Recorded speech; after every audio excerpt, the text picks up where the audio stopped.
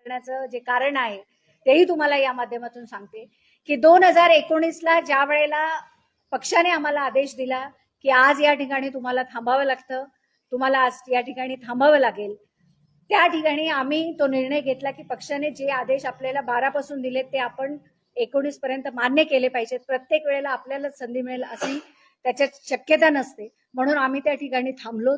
पण आज 5 वर्षानंतर जेव्हा 2024 हे आपल्या सगळ्यांच्या समोर आलेलं आहे आणि ज्या माध्यमातून आम्ही 14 ते 19 काम केलं होतं, त्याच्यानंतर आता जेव्हा मी एक सर्वसाधारण नागरिक म्हणून जेव्हा 105 गावांमध्ये भेटी दिल्या, त्याच्यानंतर लक्षात असं आलं की सामान्य लोकांचं या भागामध्ये काम करणारे आम्ही परत काम करावं अशी जी लोकभावना जी तयार झालेली आहे, त्या लोकभावनेचा मान सन्मान करत आम्ही आज खरं तर ही प्रेस या ठिकाणी बोलवलेली आहे. आणि 2024 आम्ही ज्या ठिकाणी थांबलो त्याच ठिकाणी आजही आहोत, अजूनही त्याच ठिकाणी थांबलेलो. येणाऱ्या काळामध्ये 2024 ची निवडणूक आम्ही लढवणारच आहोत. या दृष्टीने आजची ही पत्रकार परिषद आयोजित करण्यात आलेली आहे.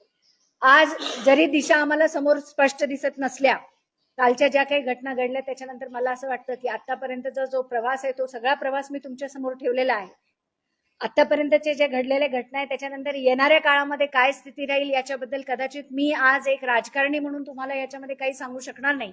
पण मी माझं जे मत आहे ते या ठिकाणी व्यक्त करू इच्छिते की मी 2024 ची निवडणूक सामोरे जाणार आहे, पूर्ण ताकदीने सामोरे जाणार आहे. लोकांचे प्रश्न विधानसभेमध्ये मांडण्यासाठी एक जो मंच आम्हाला मिळाला होता त्या मंचाच्या माध्यमातून परत एकदा हे सगळे प्रश्न मला मांडता यावे आणि येणाऱ्या काळामध्ये आपल्या भागाची जे काही सेवा मला करता येईल ती विजन बेस्ड सेवा करता यावी, या अनुषंगाने मी प्रामाणिकपणे प्रयत्न करणार आहे.